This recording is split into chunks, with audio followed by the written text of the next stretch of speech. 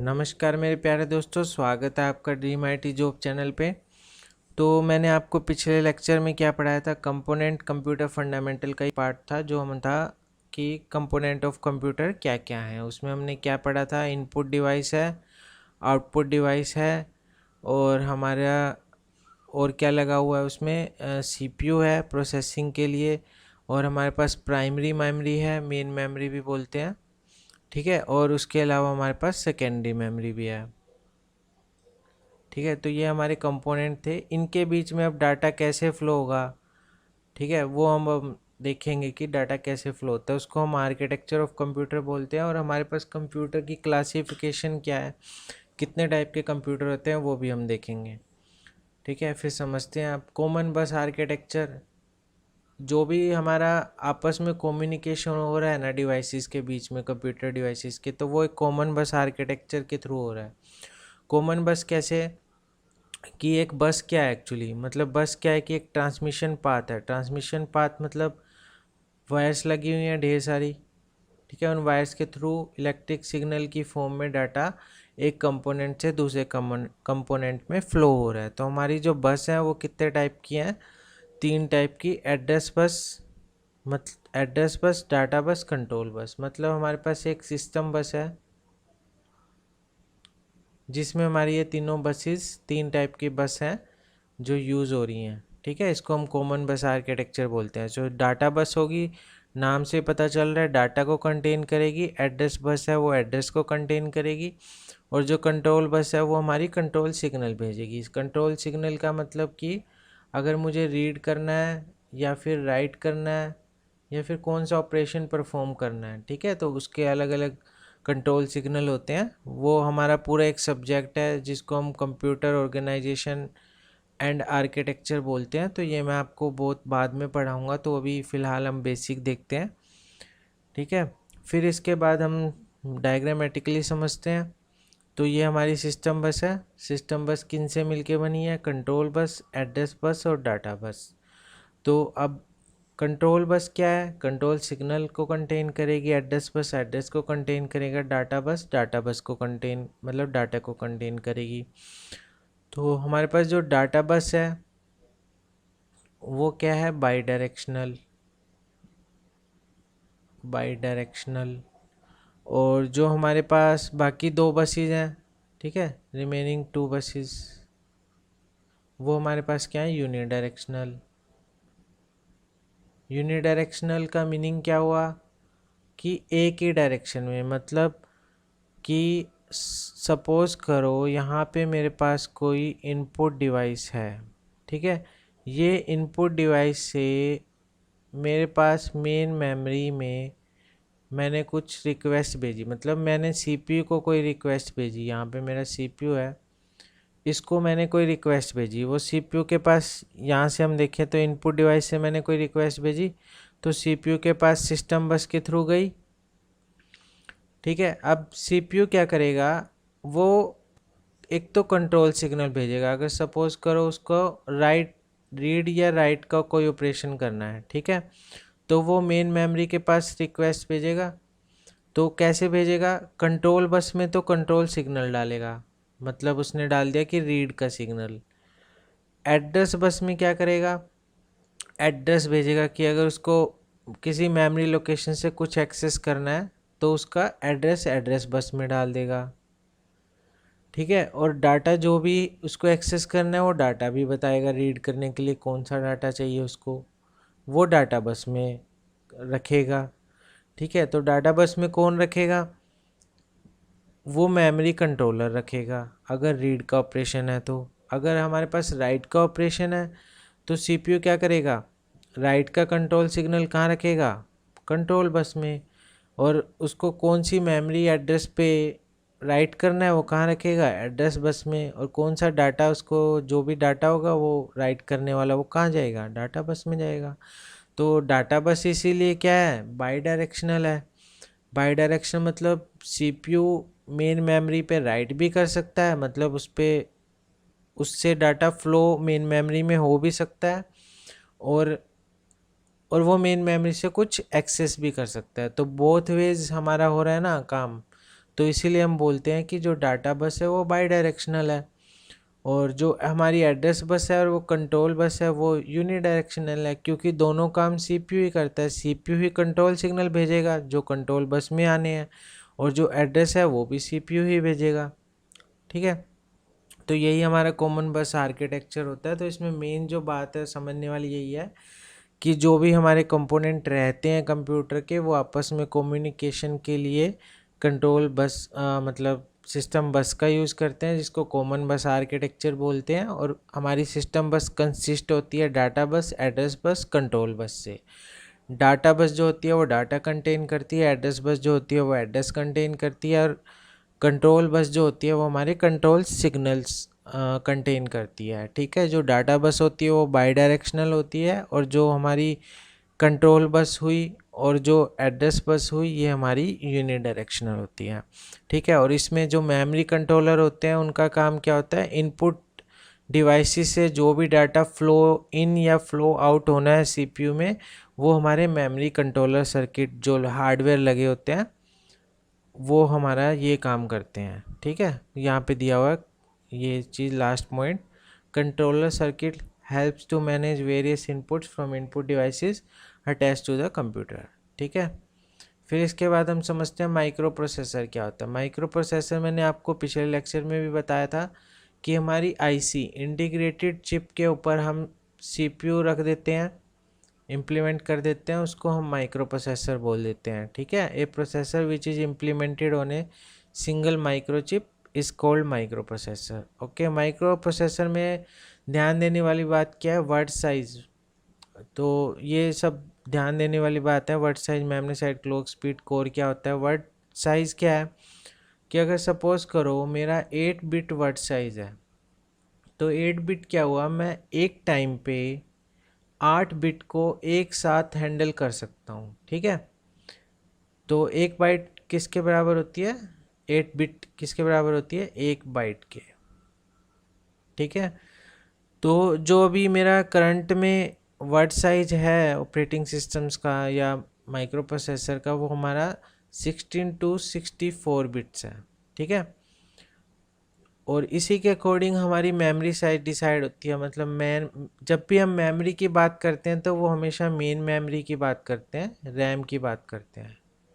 ठीक है, तो रैम का साइज़ हमारा 4 MB। जब हमारे पास एड्रेस बिट जो वर्ड साइज़ था हमारे पास वो बहुत छोटा 4 बिट का होता था या 2 बिट का होता था, तो उसमें प्रोसेसिंग बहुत स्लो होती थी, तो उसमें रैम भी हमारी बहुत छोटी होती थी। ठीक है, अभी क्योंकि हमारे पास इतना सारा वर्ड साइज़, हमारे पास 64 तक का बिट साइज़ हमारे पास अवेलेबल है, तो इसमें मतलब 64 बिट में हमारे पास 2 पावर 64 इतनी एड्रेस की चॉइसेस आ सकती हैं, इसीलिए हमारे पास बहुत ज़्यादा हम रैम बना सकते हैं। तो अब अभी तक जो हमारे पास रैम बन चुकी है वो 16 एक्साबाइट तक की रैम हमारे पास अवेलेबल हो चुकी है। ठीक है, तो वर्ड साइज़ बता दिया कि एक साथ वो कितनी बिट को हैंडल कर सकता है, तो वो हमारा वर्ड साइज़ होता है। मेमोरी साइज़ हो गया कि हमारी रैम का कितना साइज़ होगा, जितना ज़्यादा साइज़ होगा वो उतना ज़्यादा डाटा को कंटेन कर पाएगी और उतनी प्रोसेसिंग फास्ट होती है। फिर क्लॉक स्पीड हो गई।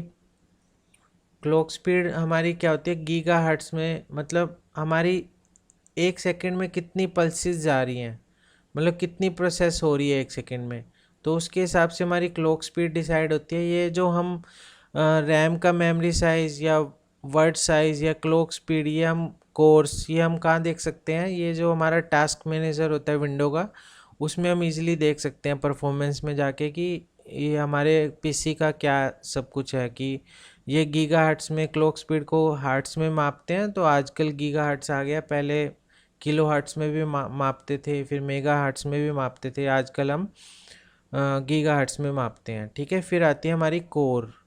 ठीक है, कोर का मीनिंग क्या होता है कि वो एक टाइम पे कितनी प्रोसेस को हैंडल कर सकता है।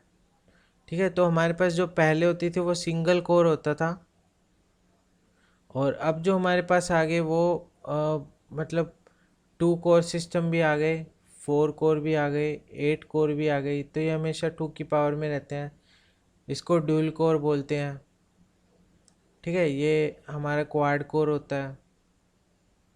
और ये हमारा ओक्टा कोर होता है। ठीक है, तो ये हमारे पास डिफरेंट डिफरेंट कोर्स आ गए। तो हम क्या ज्यूम करते हैं कि हमारे पास जितना कोर की वैल्यू ज़्यादा होगी उतनी ज़्यादा प्रोसेसेस को एक टाइम पे हमारा पीसी हैंडल कर सकता है। तो जो हमारे मतलब हम आजकल देखते हैं मोबाइल्स में भी हमारे ड्यूल कोर प्रोसेसर होगा या क्वाड कोर होगा या ऑक्टा कोर प्रोसेसर होते हैं। तो जितना ज़्यादा होगा वो उतना मतलब उतना ज़्यादा स्पीडली वर्क करेगा। ठीक है, फिर हम समझते हैं माइक्रो कंट्रोलर क्या है। अभी मैंने क्या बताया कि अगर मैं एक सिंगल माइक्रो चिप पे सीपीयू को इम्प्लीमेंट कर दूं तो वो मेरा माइक्रो प्रोसेसर होता है। ठीक है, और मैं क्या करूं, इस सीपीयू के साथ अगर मैं रैम को भी जोड़ दूं, ठीक है, और रोम को भी जोड़ दूं, ठीक है, और उसके साथ और चीज़ें भी एम्बेड करके एक चिप में डाल दूं ना, ऐसा कुछ हमने चिप देखी होंगी। ठीक है, जैसे हम वो ऑटोमेटिक वॉशिंग मशीन में देखते हैं। तो इस टाइप की चिप मैं अगर इम्प्लीमेंट कर देता हूँ तो उसको मैं क्या बोलता हूँ, माइक्रो कंट्रोलर, जो किसी एक स्पेसिफिक फंक्शन को कंट्रोल करने के काम आता है। कैसे कि अगर जैसे मेरे पास ऑटोमेटिक मशीन है, ठीक है, मशीन है ऑटोमेटिक, उसमें मैंने माइक्रो कंट्रोलर फिट कर दिया जिसके अंदर मेरे पास रैम भी है, रोम भी है, सीपीयू भी है। वो क्या काम कर रहा है, ऑटोमेटिक प्रोसेसिंग कर रहा है ना, मतलब उसमें हमने फिक्स करके डाल दिया, थोड़ी सी मेमोरी डाल दी, थोड़ा सा उसमें उसको लोड करने मतलब रोम डाल दिया, रीड ओनली मेमोरी, जो हमारा लोड करेगा ऑटोमेटिक प्रोसेस को। फिर हमने सीपीयू रख दिया जो प्रोसेस को कैलकुलेट करेगा कि अभी 5 मिनट हुए, 4 मिनट हुए, ऑटोमेटिक फिर हमारा 40 मिनट का साइकिल हुआ, उस साइकिल के होते ही वो फिर स्टॉप हो गई मशीन, है ना। तो इस टाइप का हमारे पास माइक्रो कंट्रोलर होता है। तो माइक्रो कंट्रोलर यही होगा कि अगर क्लॉक, ये सीपीयू, मेमोरी, इनपुट आउटपुट, ये सब डिवाइसेस को एक ही चिप पे हमने इम्प्लीमेंट कर दिया तो वो हमारा माइक्रो कंट्रोलर हो गया। ठीक है, फिर अब जो आज का मेन पार्ट है हमारा क्लासिफिकेशन ऑफ कंप्यूटर। तो हमारे पास कितने टाइप के कंप्यूटर होते हैं, हमारे पास डिजिटल कंप्यूटर होगा या एनालॉग होगा या फिर इनका मिक्सचर कोई कंप्यूटर होगा। डिजिटल मतलब जो हम यूज़ कर रहे हैं नॉर्मल, जो डिस्क्रिट फॉर्म में मतलब 0 1 की फॉर्म में डाटा को लेगा। ठीक है, तो इसमें हम लार्ज वॉल्यूम की डाटा प्रोसेसिंग कर सकते हैं। तो ये इंडस्ट्रियल, बिजनेस, साइंटिफिक एप्लीकेशन के लिए डिजिटल कंप्यूटर यूज़ हो रहे हैं। एनालॉग कंप्यूटर क्या हुआ, analog computer work on continuously changeable aspects of physical phenomena. मतलब डिस्क्रीट कंप्यूटर को देखें तो ऐसे देखें कि 0 या 1 है, मतलब 0 1 ऐसा ऐसा कुछ फॉर्म है। और एनालॉग कंप्यूटर को देखें कि जहाँ पे हमें कंटिन्यूस कुछ रिक्वायरमेंट है, जहाँ पे चेंज होता रहता है। जैसे अब वेदर फोरकास्टिंग, वेदर हर सेकंड में चेंज हो रहा है, तो जहाँ भी चेंजेबल एस्पेक्ट आएगा ना फिजिकल फिनोमिना का, वहाँ पे हम एनालॉग कंप्यूटर यूज़ करते हैं। ठीक है, तो इसके सिमुलेशन में इसका यूज़ करते हैं, जो सिमुलेशन एयरक्राफ्ट होते हैं। फिर न्यूक्लियर पावर प्लांट में इसका यूज़ हो रहा है, हाइड्रोलिक इलेक्ट्रॉनिक नेटवर्क में इसका यूज़ हो रहा है। ठीक है, एनालॉग कंप्यूटर। फिर हाइब्रिड कंप्यूटर, हाइब्रिड कंप्यूटर में क्या है, इसमें एनालॉग की स्पीड आ जाती है, क्योंकि एनालॉग कंप्यूटर कंटिन्यूस चीज़ पे वर्क करते रहते हैं ना, तो इनकी स्पीड हाई होती है। तो एनालॉग की अगर स्पीड को मैं ले लूँ और डिजिटल की एक्यूरेसी को मैं ले लूँ, तो दोनों को मिक्स करके हाइब्रिड कंप्यूटर बना लेते हैं। तो इससे जो हम जैसे नासा वाले सिमुलेशन करते हैं स्पेस की, मतलब नकली का स्पेस बना के सिमुलेशन टाइप, कुछ कॉम्प्लेक्स सिमुलेशन जो होती हैं वो हम हाइब्रिड कंप्यूटर से कर सकते हैं। फिर डिजिटल कंप्यूटर के हमारे पास कौन कौन से टाइप हैं, एक तो है माइक्रो कंप्यूटर। माइक्रो मतलब पर्सनल, जो हम कंप्यूटर यूज़ कर रहे हैं तो वो माइक्रो कंप्यूटर हो गया। स्मॉल वॉल्यूम ऑफ डाटा को हम मतलब वर्क कर सकते हैं उस पर, वर्साटाइल होता है, और हैंडल वैरायटी ऑफ एप्लीकेशन, बहुत सारी एप्लीकेशन कर सकता है। सपोज अब मैं एजुकेशन वीडियो बना रहा हूँ तो एक माइक्रो कंप्यूटर है, हैंडल कर सकता हूँ। ठीक है, फिर मिनी कंप्यूटर। मिनी कंप्यूटर क्या है, स्मॉल ऑर्गेनाइजेशन जो भी हैं उनमें क्या है, मान लो कि एक टीम पर्टिकुलर एक ही प्रोजेक्ट पे काम कर रही है। ठीक है, तो वो आपस में हम कनेक्ट कर देंगे उनको कंप्यूटर्स को, तो हम मिनी कंप्यूटर्स बोल देते हैं। ठीक है, फिर उसके बाद मेन फ्रेम। मेन फ्रेम क्या होंगे, जब हमें बहुत ज़्यादा लार्ज या वेरी पावरफुल कंप्यूटर चाहिए होंगे हाई मेमोरी कैपेसिटी के, तो हम मेन फ्रेम यूज़ करते हैं, या आज भी कुछ इन्फोसिस जैसे बिग ऑर्गेनाइजेशन यूज़ कर रहे हैं, उसके बाद बैंक इंडस्ट्रीज़ में भी ये यूज़ हो रहा है। ठीक है, फिर सब सुपर कंप्यूटर, मतलब हमें बहुत फास्ट कंप्यूटर चाहिए तो हम सुपर कंप्यूटर यूज़ करते हैं, ये बहुत एक्सपेंसिव होते हैं। मेन डिफरेंस क्या है सुपर कंप्यूटर और मेन फ्रेम में, कि जो सुपर कंप्यूटर है वो बहुत फ्यू प्रोग्राम इतनी फास्ट स्पीड से करता है, बहुत फास्ट स्पीड से करता है, जबकि मेन फ्रेम है वो बहुत सारे प्रोग्राम एक साथ कर सकता है। तो सुपर कंप्यूटर हम पर्टिकुलरली किसी टास्क को परफॉर्म करने के लिए करते हैं, जैसे जैसे सपोज करो नासा वाले एयरक्राफ्ट के लिए कुछ सुपर कंप्यूटर यूज़ कर रहे होंगे।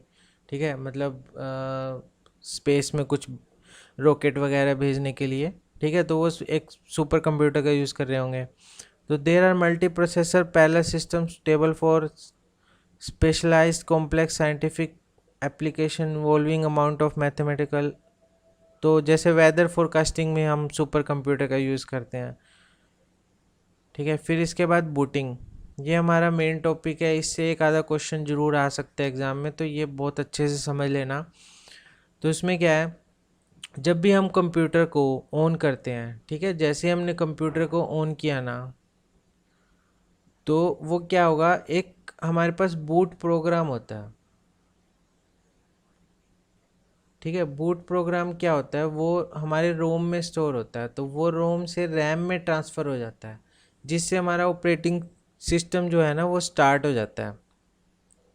तो इसी प्रोसेस को हम बूटिंग बोलते हैं। मतलब when the computer switched on a copy of boot program is brought from ROM into the main memory, this process is called booting.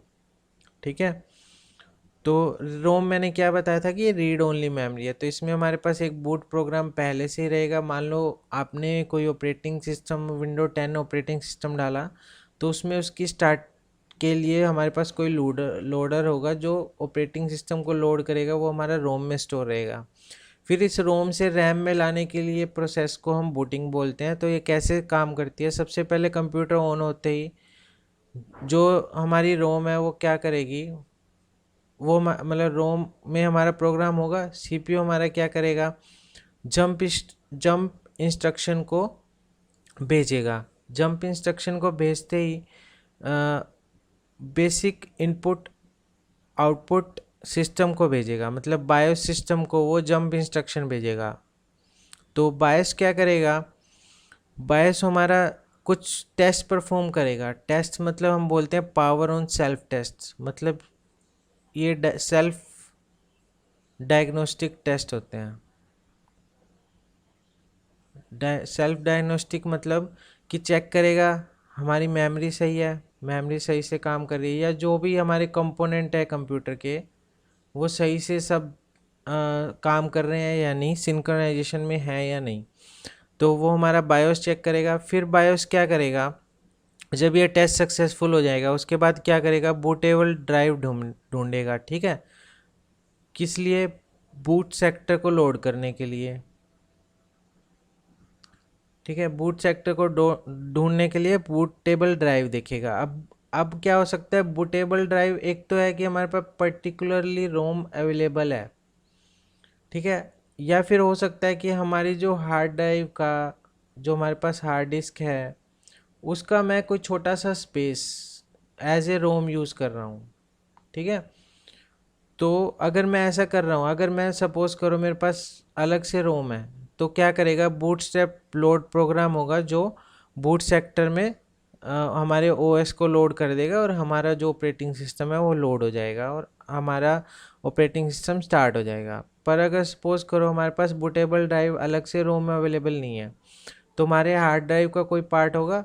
फिर हार्ड ड्राइव क्या करेगी, एमबीआर में एक मास्टर बूट रिकॉर्ड होता है, वो उसके पास रिक्वेस्ट भेजेगी। फिर एमबीआर अपनी पार्टीशन टेबल से चेक करेगा कि कौन सा पार्टीशन एक्टिव है। ठीक है, उस एक्टिव पार्टीशन में वो उसको, मतलब जो हमारा बूट प्रोग्राम है वो हमारा रैम में उस एक्टिव पार्टीशन में स्टोर कर देगा। तो ये हमारी बूटिंग की प्रोसेस होती है। तो हमारे पास दो टाइप की बूटिंग होती है, एक कोल्ड बूटिंग बोलते हैं, एक हॉट बूटिंग बोलते हैं। ठीक है, कोल्ड बूटिंग क्या हुई कि अगर हम इनिशियल से कंप्यूटर को स्टार्ट करें, इनिशियल मतलब कि हमने शट डाउन किया हुआ था कंप्यूटर और हम स्टार्ट कर रहे हैं, तो ठीक है वो कोल्ड बूटिंग होगी। तो उस कोल्ड बूटिंग में क्या होगा, ये पूरी प्रोसेस जो मैंने अभी एक्सप्लेन की है पूरी प्रोसेस चलेगी। एक होती है हॉट बूटिंग कि मैंने कंप्यूटर को रीस्टार्ट किया है, ठीक है, तो रीस्टार्ट वो पूरी यहाँ से ये वाला टेस्ट नहीं करेगा, वो ना तो जंप इंस्ट्रक्शन भेजेगा बायोस के पास, फिर बायोस पोस्ट टेस्ट नहीं करेगा। क्यों? क्योंकि वो ऑलरेडी चल ही रहा था कंप्यूटर हमारा, वो तो उसने चेक कर ही लिया था कि सब कुछ ठीक है। तो वो डायरेक्ट हमारा बूटेबल ड्राइव ढूंढेगा और बूटेबल ड्राइव से फिर वो बूटस्ट्रैप लोडर जो भी है रैम में हमारे बूट प्रोग्राम लोड कर देगा, बूट सेक्टर लोड कर देगा। ठीक है, तो ये हमारी कोल्ड बूटिंग हॉट बूटिंग होगी। तो ये हमारी बूटिंग प्रोसेस होती है। ठीक है, आज के लिए इतना ही। तो अगर आपको मेरा लेक्चर पसंद आए तो मेरे चैनल को सब्सक्राइब करो और वीडियो को लाइक कमेंट शेयर करो, और कोई भी क्यूरी या सजेशन है तो मुझे ईमेल करो। Thank you guys.